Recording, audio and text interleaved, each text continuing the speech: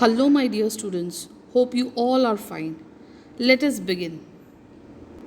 Now, carefully observe the images and try to guess our today's topic.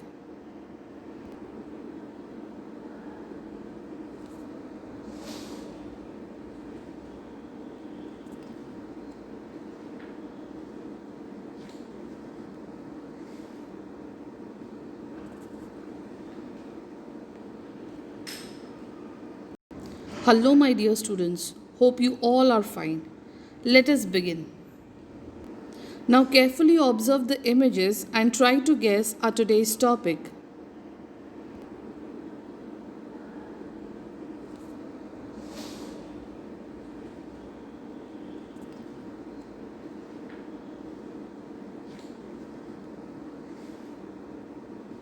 Students, the images that you saw just now was of the story The Thirsty Crow.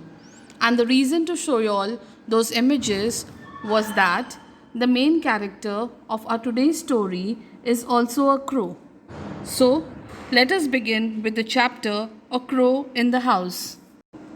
Let us read the chapter 3.3 A Crow in the House. The young crow had fallen from its nest and was fluttering about on the road, in danger of being crushed by a cart or a tonga or seized by a cat. When I picked it up and brought it home, it was in a sorry condition, beak gaping and head dropping, and we did not expect it to live. But grandfather and I did our best to bring it round. We fed it by pressing its beak gently open with a pencil, pushing in a little bread and milk, and then removing the pencil to allow it to swallow. We varied this diet with occasional doses of grandmother's homemade plum wine, and as a result, the young crow was soon on the road to recovery. Children, the young crow had fallen from its nest and was fluttering, meaning flying unsteadily on the road, in danger of being crushed by a cart or a tonga, or seized, meaning to take hold of suddenly or forcibly by a cat. The author picked it up and brought it home. The crow was in a sorry condition, beak gaping and head dropping. The author and his family did not expect it to live.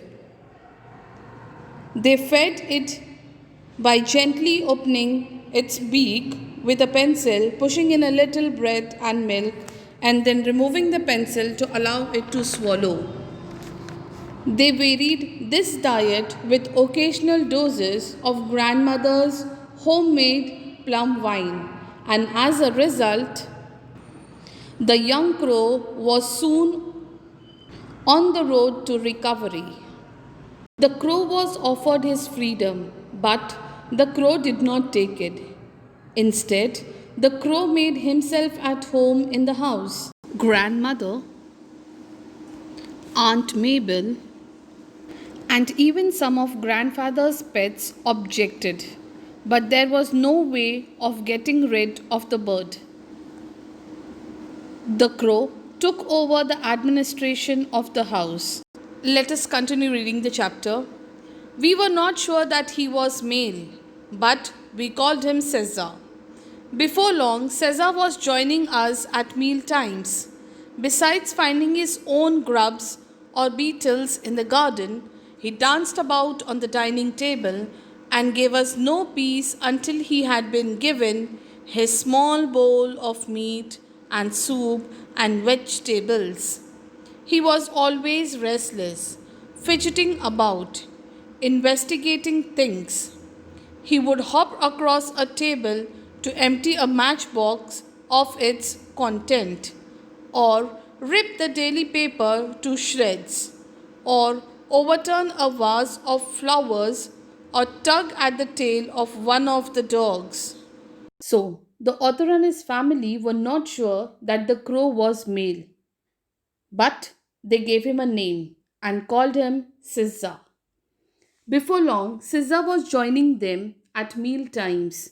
Besides finding his own grubs, children, grubs are the insects, okay, or beetles in the garden.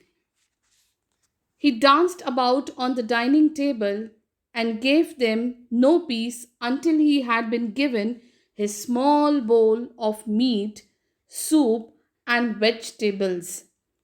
The crow was always restless and fidgeting about, investigating things. He would hop across the table to empty a matchbox of its content, or tear the daily paper to shreds, or overturn a vase of flowers, or tug at the tail of one of the dogs. Now, looking at these habits, grandmother started grumbling and asked the author to keep the crow in a cage. Children, the author had tried keeping Caesar in the cage, but he was so angry and objected with such fears and flapping that it was better for their nerves and peace of mind to give him the run of the house. He did not show any inclination. The meaning of it is to join the other crows in the banyan tree. Grandfather said this was because he was really a jungle crow, a raven of sorts, and probably felt a little hatred of very ordinary carrion crows. According to the author, Caesar, having grown used to living with humans on equal terms, had become snobbish, meaning ignore and did not wish to mix with his own kind. He would even quarrel with other birds, that is, Harold, the hornbill.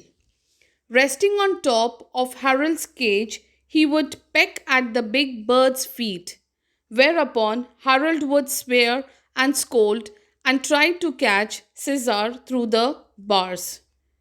Children, that's it for today. We will continue with the chapter in the next video.